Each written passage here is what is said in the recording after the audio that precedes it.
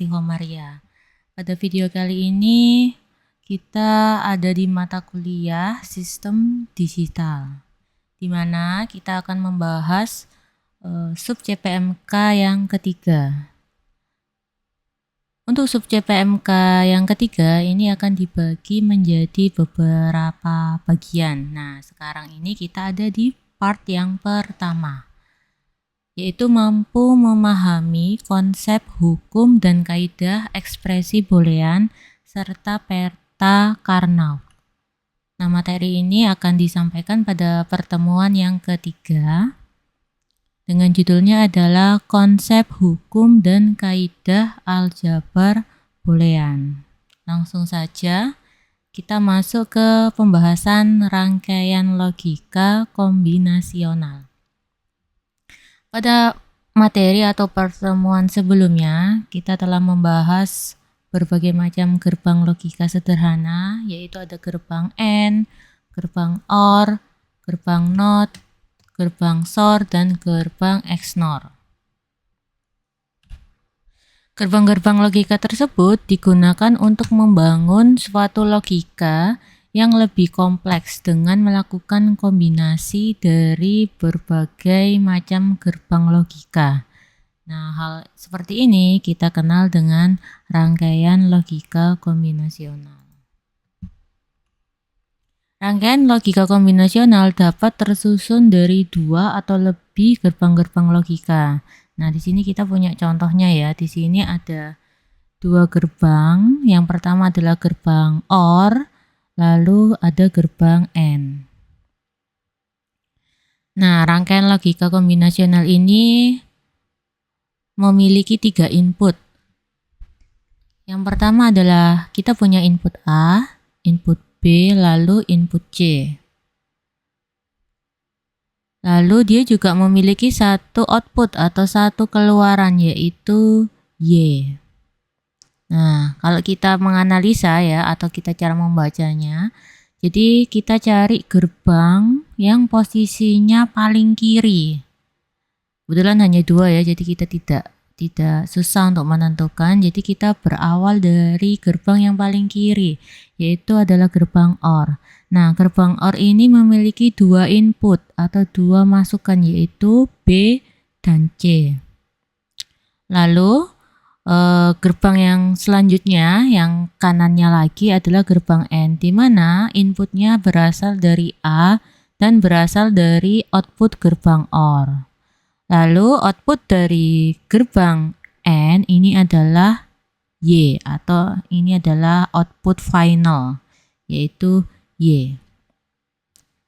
Nah, setiap rancangan rangkaian kombinasional dapat dituliskan dalam bentuk persamaan logika yang dikenal dengan ekspresi boolean. Nah, apa ekspresi boolean dari rangkaian ini adalah Y sama dengan A titik dalam kurung B plus C tutup kurung, seperti itu. Kita lanjutkan ke pembahasan yang selanjutnya, yaitu hukum dan kaidah aljabar boolean. Aljabar boolean sendiri diperkenalkan oleh matematikawan pada menjelang abad ke-19, yaitu George Boole. Nah, pada aljabar boolean terdapat 3 operasi logika dasar yang digunakan untuk merepresentasikan persamaan logika. Apa aja itu?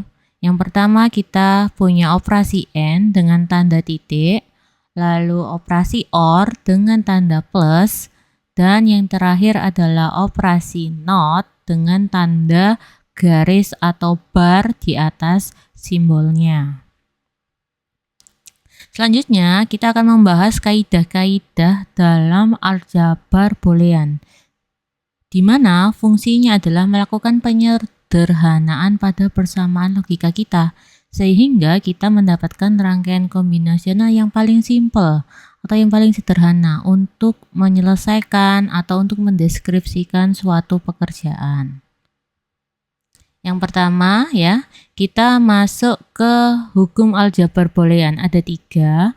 Yang pertama ada hukum komutatif, asosiatif, dan distributif.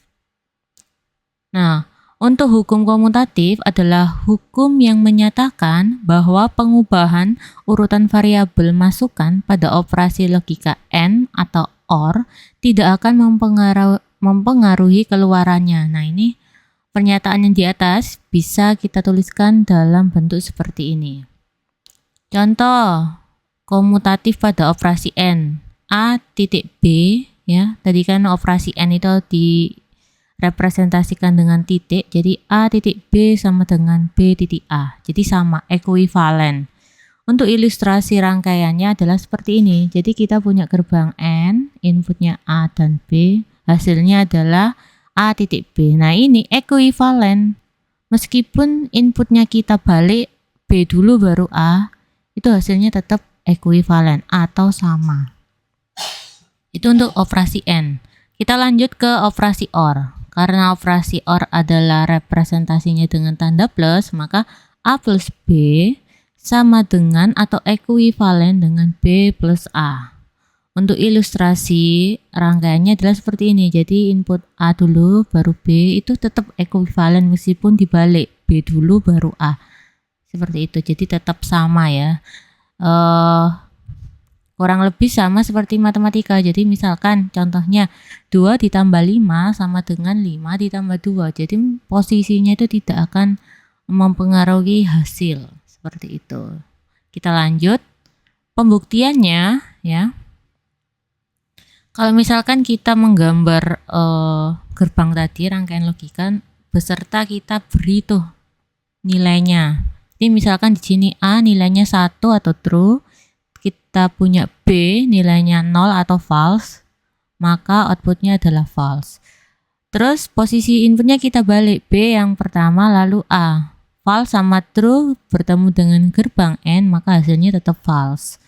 Nah, hasilnya sama-sama false ya, berarti ini merupakan pembuktian bahwa hukum komutatif pada operasi AND adalah sama atau ekuivalen. Ya, jadi sudah terbukti. Nah, ada beberapa hal yang harus diperhatikan nih.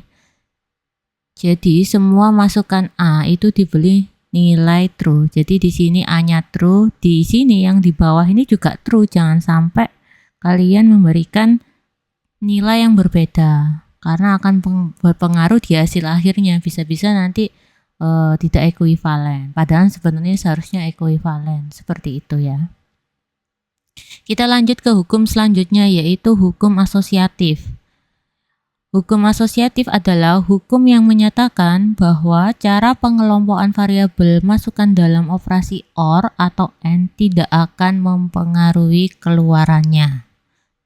Nah, untuk bisa tahu lebih dalam kita cek aja bagaimana persamaannya.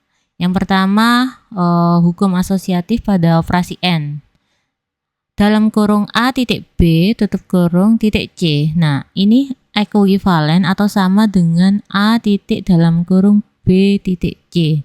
Jadi, yang di dalam kurung itu dikerjakan terlebih dahulu, meskipun A sama B dikerjakan terlebih dahulu, tetap hasilnya akan ekuivalen dengan B dan C dikerjakan terlebih dahulu atau di dalam kurung.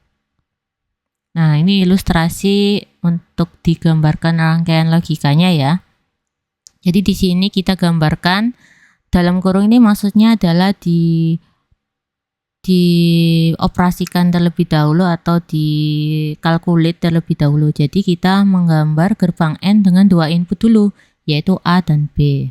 Lalu hasilnya baru kita AND-kan dengan C. Berarti kita gambar lagi gerbang AND dengan input hasilnya dari AND sebelumnya dan juga C. Seperti itu. Nah, ini sama juga. Cuma yang didahulukan adalah B dan C. Jadi kita menggambar gerbang AND 2 input. Input yang pertama B dan C. Lalu hasilnya masuk ke gerbang AND yang kedua beserta input yang satunya adalah A. Nah, ini hasilnya tetap sama, yaitu ekuivalen ya antara dua persamaan ini. Lalu lanjut ke hukum asosiatif pada operasi OR. Jadi basicnya sama ya pengerjaannya. Untuk operasi di OR, jadi input mana dulu yang di dalam kurung itu tidak akan memiliki pengaruh pada hasilnya. Jadi ini kita hitung dulu, kita operasikan dulu A plus B, baru hasilnya di-OR-kan dengan C atau dipluskan dengan C. Lalu yang ini A di-OR-kan dengan hasil dari B plus C.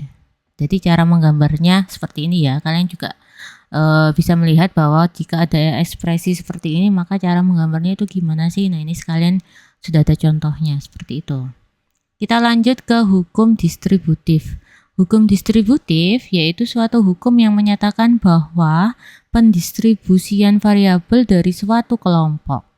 Nah, pernyataan di atas gimana sih cara menunjukkan persamaannya? Jadi kita punya hukum distributif yang ke-1 ya. A titik dalam kurung B plus C sama dengan A dikali B ya, ditambah A dikali C. Seperti ini sebenarnya sama seperti matematika dasar ya, waktu kita zaman SD gitu ya. Misalkan A ini 2 dikali dalam kurung 1 ditambah 2. Nah, hasilnya adalah sama dengan 2 dikali 1 ditambah 2 dikali 2, seperti itu. Nah, untuk ilustrasinya, nah ini contohnya. Jadi kita operasikan dulu yang di dalam kurung. Jadi kita harus gambar gerbang gerbang OR dengan inputnya adalah B sama C. Lalu hasilnya akan menjadi input untuk gerbang N di sini karena titik ya, berarti di N kan sama A di sini. Lalu di sini kita punya ANB, ANC ya. Baru hasil dari kedua gerbang N ini di-OR-kan di sini ya. Karena ada plus di tengah-tengah, berarti kedua outputnya di-OR-kan di sini. Seperti itu. Lebih gampang ya untuk hukum distributif. Lanjut ke hukum distributif yang kedua. Nah, ini juga sama sebenarnya, basicnya seperti matematika dasar ya. Jadi kita punya A plus B dalam kurung C plus D dalam kurung. Nah, cara menjabarkannya adalah A ini dikali C ditambah A dikali D, lalu B dikali C ditambah B dikali D, seperti itu. Nah, untuk menggambarkannya seperti ini. Jadi untuk yang persamaan di sini, ekspresi boolean di sini A plus B gerbang OR, C plus D gerbang OR, hasil akhirnya di N-kan menggunakan gerbang N, titik ini ya, di N-kan. Nah, ini ekuivalen, meskipun kita jabarkan sedemikian panjang ini, hasilnya bakalan tetap sama. Ini AC, AD, BC, BD semuanya di OR kan, jadi kita membuat satu gerbang OR dengan 4 input. Nah, outputnya di sini di S ini. Hasil dari hasil finalnya itu mereka ekuivalen seperti itu. Nah, ini ada soal latihan mandiri. Jadi para mahasiswa kalian mengerjakan ini sebagai soal latihan. Yang pertama adalah kalian buat tabel kebenaran yang membuktikan bahwa persamaan logika pada slide-slide tadi yang sudah kita bahas adalah benar. Jadi seperti hukum komutatif, hukum asosiatif, hukum distributif. Nah, ini kalian silakan gambar tabel kebenarannya. Seperti itu.